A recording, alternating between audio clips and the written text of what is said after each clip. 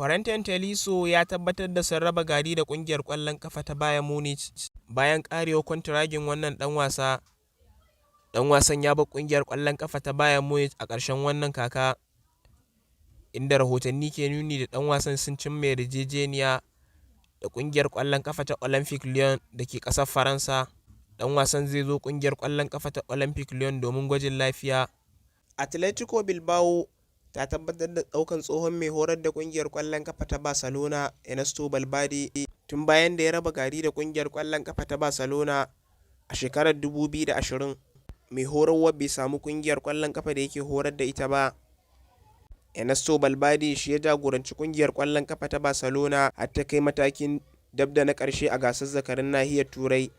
An cimma yarjejeniya tsakanin ƙungiyar ƙwallon ƙafa ta Paris Saint-Germain da ƙungiyar ƙwallon ƙafa ta FC Porto akan ɗan wasa Vitinha Ferreira.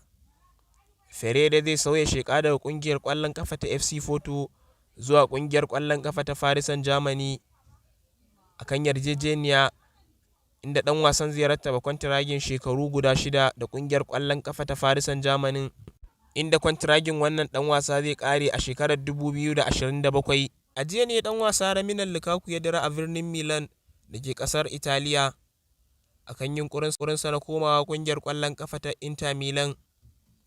Ɗan wasan dai ya sauya sheƙa daga ƙungiyar ƙwallon ƙafa ta Inter Milan zuwa Chelsea a kakar da ta gabata, sai dai ɗan wasan baya jin daɗin kasancewarsa a ƙarƙashin jagorancin mai horarwa Thomas Tuchel, inda ɗan wasan ya buƙaci ƙungiyar ƙwallon ƙafa ta Chelsea da ta sahale masa ya koma ƙungiyar ƙwallon ƙafa ta Inter. An cimma yarjejeniya tsakanin ƙungiyar ƙwallon ƙafa ta Inter Milan.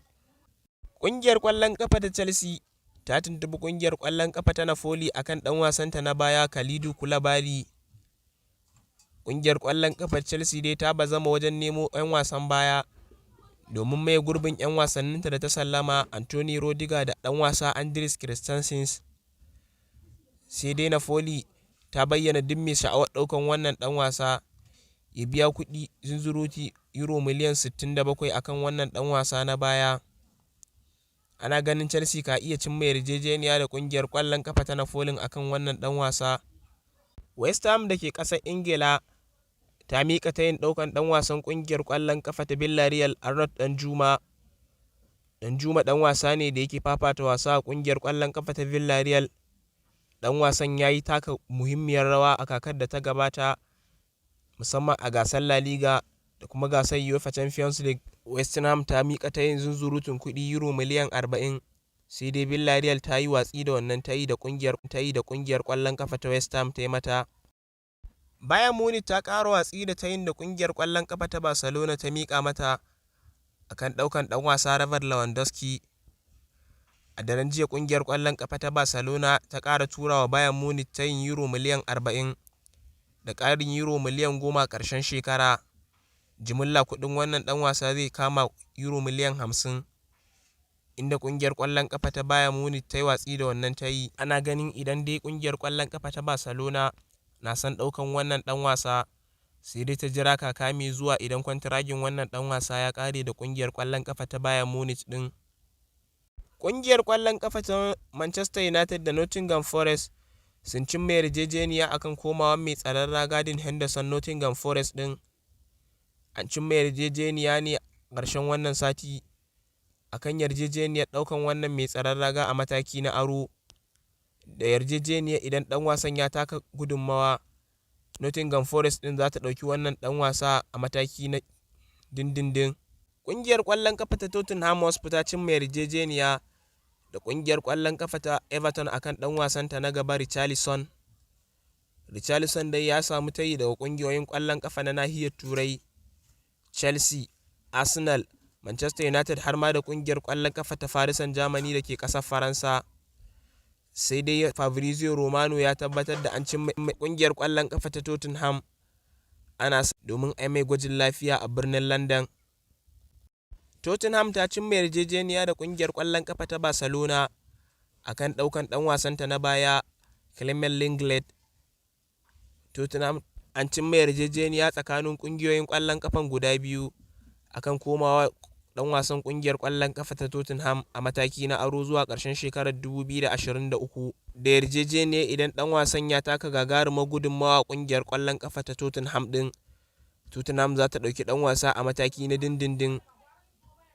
An cimma yarjejeniya ne da ƙungiyar ƙwallon ƙafa ta Barcelona a ranar Laraban nan da ta gabata. A ranar Laraban nan ne da ta gabata, ƙungiyar ƙwallon ƙafa ta Chelsea ta cimma yarjejeniya da Leeds United akan ɗaukan ɗan wasan ƙungiyar ƙwallon ƙafa na ƙungiyar ƙwallon ƙafa ta Leeds United da Rafinha. Rafinha dai ya samu tayi shi ma daga ƙungiyoyin ƙwallon ƙafa da ke nahiyar Turai, sai dai Chelsea ta cimma yarjejeniya da wannan ɗan wasa a kan komawarsa filin wasa na Stamford Bridge. Ƙungiyar ƙwallon ƙafa ta AC Milan ta ƙara tuntuɓar Real Madrid akan ɗan wasanta na gaba Marcos Asensio. Asensio na samun tayi daga ƙungiyoyin ƙwallon ƙafa guda biyu, AC Milan da ƙungiyar ƙwallon ƙafa ta Liverpool. Sai dai dillalin wannan ɗan wasa ya tattauna da ƙungiyar ƙwallon ƙafa ta AC Milan a satin da ya gabata, inda ɗan wasan ma ake gani da ya fi karkata da ƙungiyar ƙwallon ƙafa ta AC Milan akan ƙungiyar ƙwallon ƙafa ta Liverpool. Ƙungiyar ƙwallon ƙafa ta Paris Saint-Germain ta ƙara komawa ƙungiyar ƙwallon ƙafa ta Inter Milan akan ɗan wasanta na baya Milan Skriniar. Tun a satuttukan da suka gabata ne ƙungiyar ƙwallon ƙafa ta Paris Saint-Germain ta nuna sha'awarta na ɗaukan wannan ɗan wasa daga ƙungiyar ƙwallon ƙafa ta Inter Milan. Sai dai a karo na farko Inter Milan ɗin ta yi wa ɗan wasan farashin kuɗi euro miliyan 75. Ana ganin kowane lokaci daga nan yanzu a yanzu ƙungiyar ƙwallon ƙafa ta Paris Saint-Germain ka iya dab da cimma yarjejeniya akan ɗaukan wannan ɗan wasa. Fabrizio Romano ya tabbatar da ƙungiyar ƙwallon ƙafa ta Real Madrid da Fiorentina sun cimma yarjejeniya akan komawar Luka Jovic ƙungiyar ƙwallon ƙafa ta Fiorentino a mataki na aro. Ɗan wasan dai ya sauya sheƙa daga ƙungiyar ƙwallon ƙafa ta Eintracht Frankfurt a shekarar 2019, inda ɗan wasan yake ɗumama benci a ƙungiyar ƙwallon ƙafa ta Real Madrid. Ya ƙara komawa a mataki na aro Eintracht Frankfurt ɗin. Chelsea na son su yi musaya da ƙungiyar ƙwallon ƙafa ta Juventus akan ɗan wasanta na gaba da ɗan wasan baya na ƙungiyar ƙwallon ƙafa ta Juventus ɗin. Chelsea na son ba da ɗan wasa Timo Werner ta karɓi ɗan wasan ƙungiyar ƙwallon ƙafa ta Juventus Matthias de Ligt. Fabrizio Romano ya tabbatar da ƙungiyar ƙwallon ƙafa ta Manchester United na dab da ɗaukan ɗan wasan tsakiya na ƙungiyar ƙwallon ƙafa ta Barcelona Frenkie de Jong. Manchester United ta tura ta yin euro miliyan 65, a inda ƙungiyar ƙwallon ƙafa ta Barcelona ke buƙata a biya zunzurutun kuɗi euro miliyan 86 akan wannan ɗan wasa nata na tsakiya. Sai dai ana ganin Manchester United tunda tana buƙatar wannan ɗan wasa ka iya yarda da ta yin ƙungiyar ƙwallon ƙafa ta Barcelona ta yi mata. Shugaban ƙungiyar ƙwallon ƙafa ta Inter Milan Morata ya tabbatar da sun cimma yarjejeniya da ɗan wasa Paulo Dybala akan dawowarsa ƙungiyar ƙwallon ƙafa ta Inter Milan ɗin. Paulo Dybala ɗan wasa ne da kwantaraginsa ya ƙare da ƙungiyar ƙwallon ƙafa ta Juventus a ƙarshen wannan shekara. Ƙungiyar ƙwallon ƙafa ta Ajax na dab da cimma yarjejeniya da ƙungiyar ƙwallon ƙafa ta Tottenham akan ɗaukan ɗan wasanta na gaba Steven Bergwijn. Tun a satin da ya gabata ƙungiyoyin ƙwallon ƙafa suka cimma yarjejeniya akan dawowar ɗan wasan ƙungiyar ƙwallon ƙafa ta Ajax.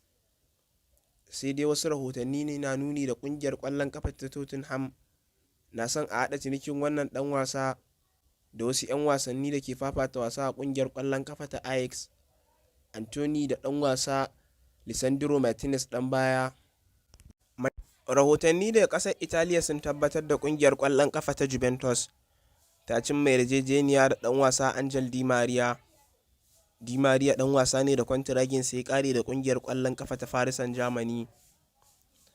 Ɗan wasan dai wasu rahotanni suna nuni da ya fi karkata da ƙungiyar ƙwallon ƙafa ta Barcelona, sai dai bai samu tayi daga ƙungiyar ƙwallon ƙafa ta Barcelona ba.